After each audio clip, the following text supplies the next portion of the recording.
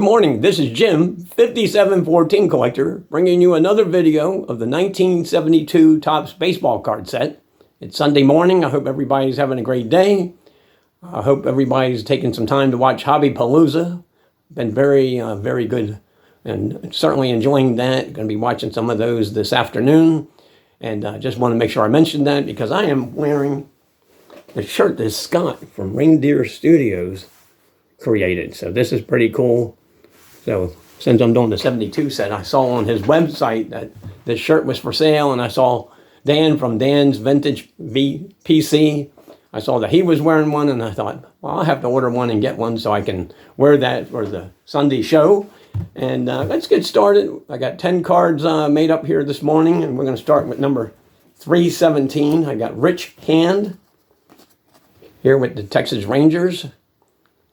That's pretty cool, and I just noticed this morning he's got a little bit of a wrinkle on the card, so I might have to see about replacing that. But that's pretty awesome. And he played 4 Major League Baseball seasons. He had a career record of 24 wins and 39 losses with 3 saves. He made his debut on April 9th, 1970. That was against the Orioles. And he gave up 6 runs in 3 1/3 innings and took the loss. He got his first shutout on July 16th of that year against the Kansas City Royals, so that's pretty cool. And he won 10 games in 1972 with the Texas Rangers. So that is Rich Hand. That is card number 317. And card number 318 is Sonny Jackson here with the Braves. That's pretty cool. Nice looking card. We'll show the back. There's Sonny Jackson, number card 318. He played 12 seasons in the majors with Atlanta and Houston. He finished second in the National League Rookie of the Year voting in 1966. And in that same season, he led the National League in singles and sacrifice hits. He hit .251 for his career in 3,055 at-bats and had 126 stolen bases for his career. So, nice career for Mr. Sonny Jackson. Number 319 is Aurelio Rodriguez here with the Tigers. Pretty cool looking card. And there's the back. So Mr. Rodriguez, he played 17 seasons in the majors. He was known for his outstanding defense. And also in 1976, he won the Gold Glove at third base that broke the string of Brooks Robinson's 16 consecutive seasons in winning the Gold Glove. So that's pretty cool trivia question. He played in 2,017 Major League Baseball games, had 1,570 base hits, and he hit for a lifetime average of .237. And a little trivia question: most people who collect baseball cards and stuff like that know this, but 1969, his Topps card featured the Angels bat boy. I don't remember the bat boy's name, but that was pretty interesting. I have the card over here in one of my boxes, and I just thought I would mention that. They do mention that on his baseball reference page, and again, I want to make sure I point out where I get my information from. Baseball reference, the Bullpen Review, and the Society for American Baseball Research. So thanks very much to them for that. Card number 320, Steve Blass with the Pittsburgh Pirates. Played his whole career with them. Had a 103 and 76 lifetime record. The back of his card. And of course, his career ended due to wildness. All of a sudden, he lost his control, and nobody was able to ever fix it. That's Steve Blass, but he had a really great career. He won his first start on May 18th, 1964 against Don Drysdale and the Dodgers. He beat them 4-2. In 1968, Steve led the National League in winning percentage. He went 18-6 with an ERA of 2.12. So pretty impressive. He won 2 games against the Orioles in the 1971 World Series, and he also won the deciding game, Game 7. He beat the Orioles 2-1. So that's pretty amazing. And again, just if you get a chance, go on to Baseball Reference. They go into detail about his wildness and all that. He went on to a great career as a broadcaster for the Pirates as a color man. So, he was with the organization quite a long time. So that's Steve Blass, card number 320. And Card number 321 is Joe LeHoux. That's how they pronounce it. I looked it up on Baseball Reference. Here's the back of Joe's card. He started out with the Red Sox. So he got behind the outfield of Tony Conigliaro, Reggie Smith, and Carl Yastrzemski. So he didn't get to play as much as maybe he thought he could, should be playing more, but not with that outfield. Not during that time frame, except for 68 when Tony C missed the whole season due to the injury.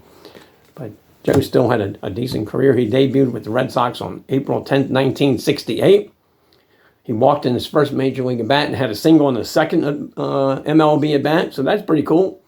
He also hit 3 home runs in a game on June 12th, 1969 against the Twins, and he drove in 4 runs that day, so he had a nice game.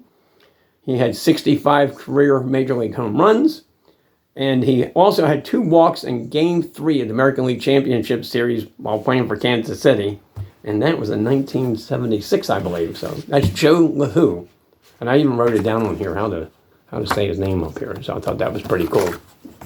Thought I'd mention that. Card number 322 is Jose Pena. Played 4 major league seasons, basically parts of 4 major league seasons, all with the Dodgers. Pretty cool looking card. And that's pretty awesome. So he pitched in 61 games lifetime, all in relief. He went 7-4 with 5 saves.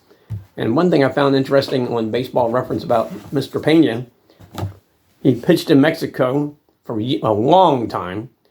He went 214 wins against 154 losses with an ERA of 3.09. He pitched in 2,975.2 innings, and he struck out 1,832 batters. So that's pretty impressive to be a 200-game winner in the Mexican League. So Jose Pena. So the only Hall of Famer in the group today is the great manager Earl Weaver. Of course, he managed my Baltimore Orioles. So, and saw a lot of Oriole games with Earl managing. Of course, he's in the Baseball Hall of Fame as a manager. And that's a cool looking card too. That's a good looking card. Really like that one. He took over as the Orioles manager at the All-Star break in 1968. Took over for Hank Bauer. They finished second that year to the Detroit Tigers. They were 12 games behind them. I think they went 91-71, and the Tigers were 103-59. Of course, in 1969, 1970, and 1971, the Orioles won a total of 317 games those 3 seasons. They lost to the Miracle Mets in the 69 World Series. They won in 1970 in 5 games over to the Cincinnati Reds. And of course, as I mentioned with Steve Blass, they lost the 71 World Series to the Pirates. But Earl had a great manager career. They won the pennant again in 1979. And of course, they faced the Pirates and lost that one in 7 games also. But that's okay. Just wanted to make sure I mentioned all that. He was famous for keeping notes on his opponents. He would write it down on paper or index cards, and would keep notes on what the batters did against certain pitchers and all that. So he was one of the first guys that, as far as I know, that did that. He was ejected 94 times in his career. And also, he got ejected in the 69 World Series for arguing balls and strikes. He was the first manager, I think, in 34 or 35 years to get ejected from a World Series game. So that's pretty interesting. He won his 1,000th game as a manager on opening day in 1979. And also his lifetime record was 1,480 wins against 1,060 defeats. So had a great manager career, all with Baltimore. So card number 324 is Mike Ryan here with the Phillies. I'm not seeing a lot of glare this morning, so that's pretty cool. Here's the back of Mike Ryan's card. So that's pretty awesome. So Mike Ryan made his major league debut with the Red Sox on October 3rd, 1964. He went 1 for 3 with a walk and 2 RBIs. On May 2nd, 1965, and this was his second major league game. So this is pretty cool. He hit 2 home runs. The only time in his career that he did that feat. So pretty awesome. Your second Major League Baseball game ever, you hit 2 home runs in the game. That's pretty cool. He went over 2 in the 67 World Series while playing for the Red Sox. Card number 325 is Mel Stottlemyre, who had a fantastic career with the Yankees. That's his card. Now, Mel Stottlemyre. So, got a little bit about him here. So, Mel won his major league debut with the Yankees on August 12, 1964, beating the White Sox. He beat them 7-3. On September 26, 1964, Mel went 5 for 5 with a double and 2 RBIs against the Senators, winning 7-0. I don't know how many pitchers have had 5 hits in a game, but Mel Stottlemyre is one of them. He won 20 games 3 times, 5-time All-Star. He was 164 and 139 lifetime with 40 shutouts. He led the American League in complete games 2 times. His sons, Mel and Todd, both pitched in the majors. So that's pretty cool. He won 9 games as a rookie for the 64 Yankees and pitched in the World Series also. I can't remember how many games he may have won against the Cardinals, but I'd have to go back on Baseball Reference. But if you guys get a chance, take a look. Check out Mel Stottlemyre's career. I think he had a rotor cuff injury that cut short his career, but still a great career with the Yankees, 164 lifetime wins with 40 shutouts. That's pretty impressive. So the last card this morning is Pat Kelly here with the White Sox. So one thing about Pat, he came from an athletic family. His brother Leroy Kelly, who played for the Browns, is in the National Football League Hall of Fame. So that's pretty cool. There's Mr. Kelly's card on the back. And we'll talk about Pat here a little bit. So Pat hit his first Major League home run on September 23rd, 1968. That came against the Angels and Clyde Wright. He led the Kansas City Royals in stolen bases with 40 in 1969 and 34 in 1970. He had a 19-game hitting streak with the Orioles from May 1st through May 23rd, 1977, because he played with the Orioles for 4 seasons. So that's pretty awesome. I remember Pat Kelly playing for the Orioles, too. Pat hit a 3-run home run against the Angels in Game 4 of the American League Championship Series against the Angels. So that's pretty cool. So we wrap it up with Mr. Pat Kelly. We did 10 more this morning. So we're up to 326 out of 787. We're almost halfway there.